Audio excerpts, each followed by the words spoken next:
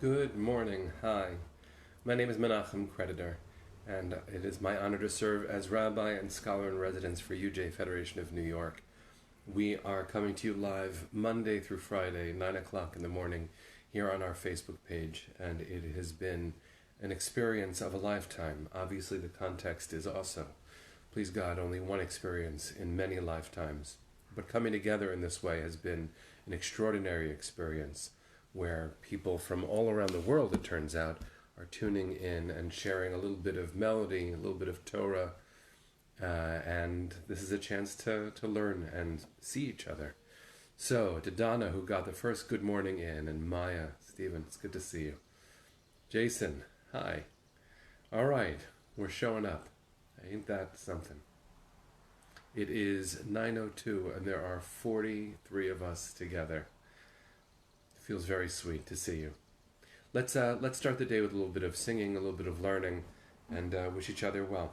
So if you don't know, this melody was written by Rabbi David Paskin, a wonderful rabbi in Florida, and then we'll learn a little bit. So here we go.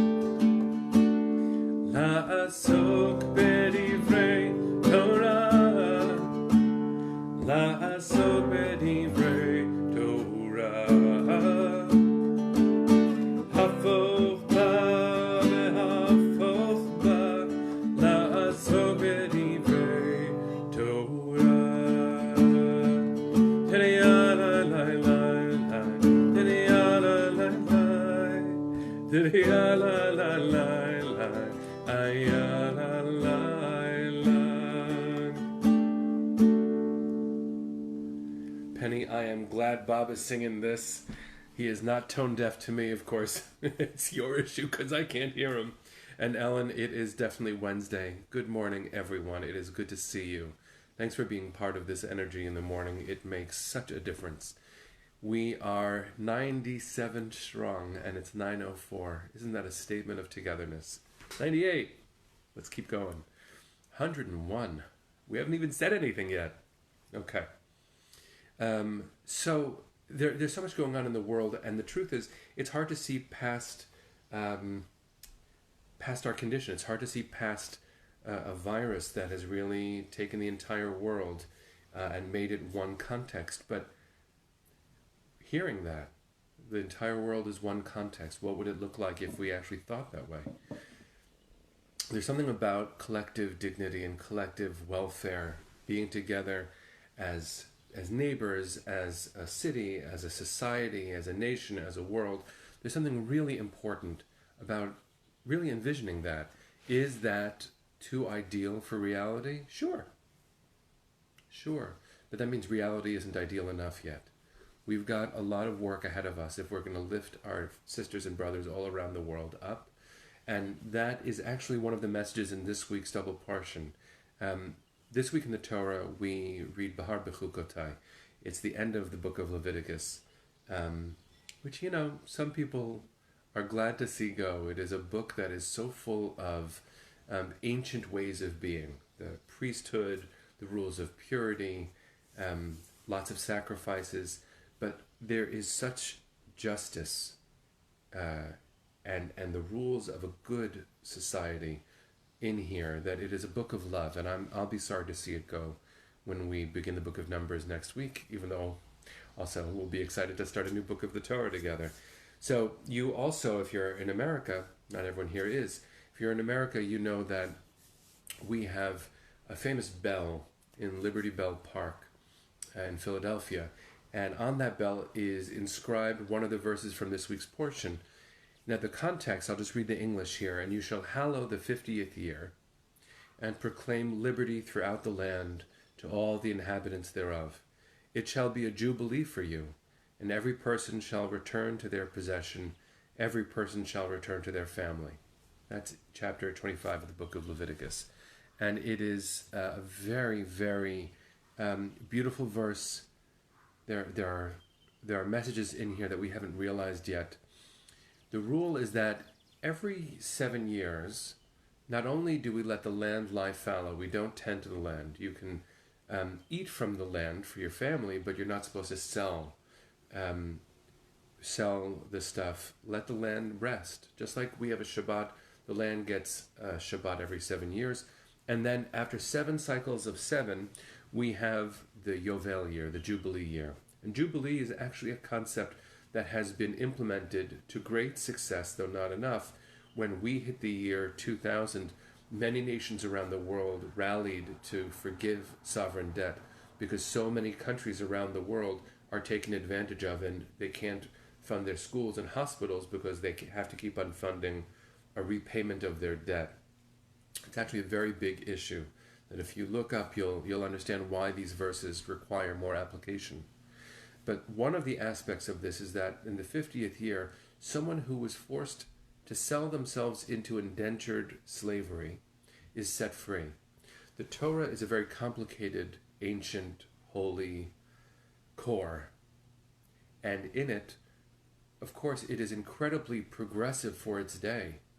The fact that slaves are set free and everyone goes home and debts are forgiven is an incredibly big statement. But the fact that there is slavery included in the Torah is very complicated. People have said, have used the phrase Torah true, to be honest to Torah, to be true to Torah values. And what that has always meant to me is that just as the Torah was an incredibly forward-looking response to its times, in order to be true to the Torah, we have to see that what the Torah did is what we are called to do. The Torah said there's an institution called slavery. We have to add dignity to people's lives. Everyone goes free, eventually. To be true to the Torah is to follow that trajectory and say, there is inequity in our world. And this virus is making it clear that the difference between those who have and those who don't have is enormous and growing. The privilege of taking this time, even if it doesn't feel like privilege every moment, and connecting with each other and learning and struggling, of course, with solitude and constraint and disease, that is very different than not having the ability to look at each other and think.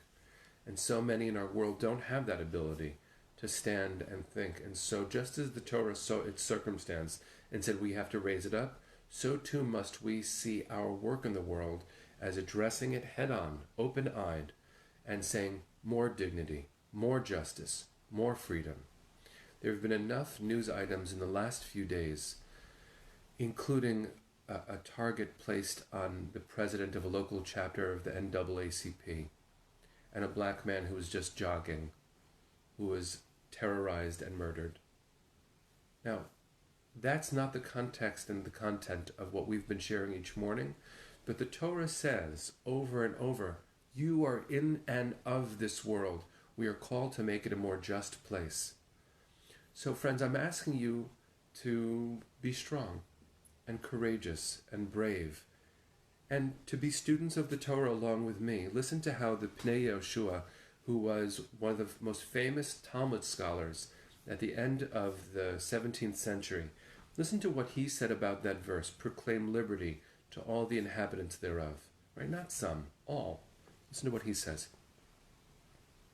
And you shall hallow the 50th year and proclaim liberty throughout the land to all the inhabitants thereof. That's the quote. Then he says, for all its slaves is not said, but rather all its inhabitants.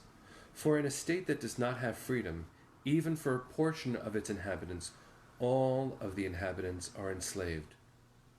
The citizenry feel free only when there is no servitude in the realm. Slavery is a plague in which slave and master together are afflicted. The sages spoke similarly. He's quoting the Talmud now. Anyone who acquires a slave is one who acquires a master.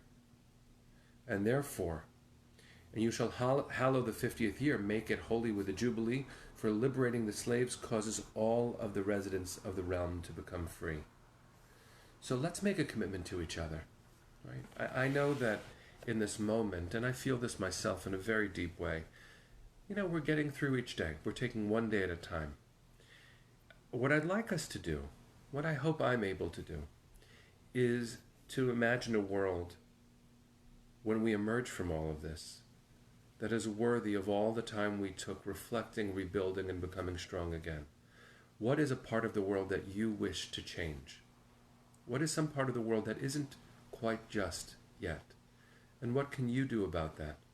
There's no question that our work as UJ Federation in the world has been about raising up the most vulnerable people in society, everywhere, especially New York and Israel, and the former Soviet Union, everywhere.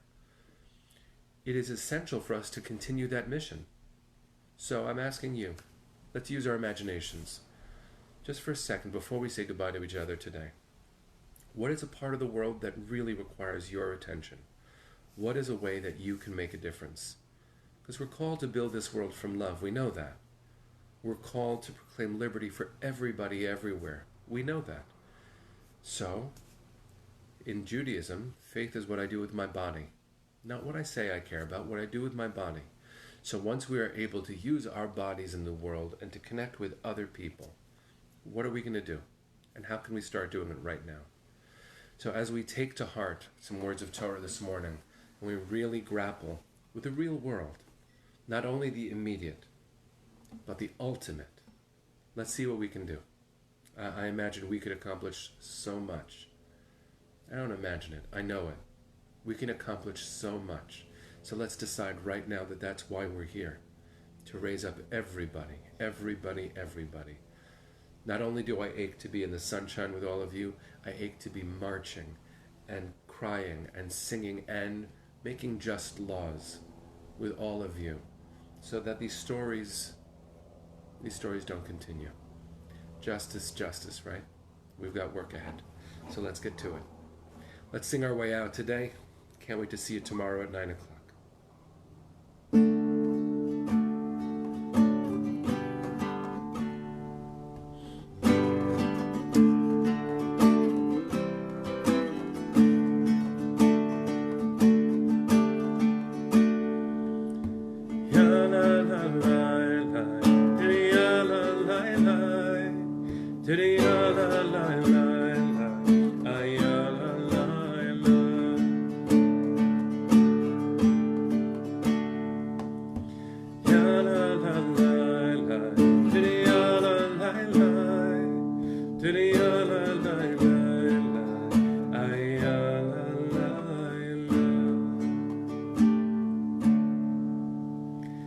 Friends, Boker Tov. Can't wait to see you tomorrow.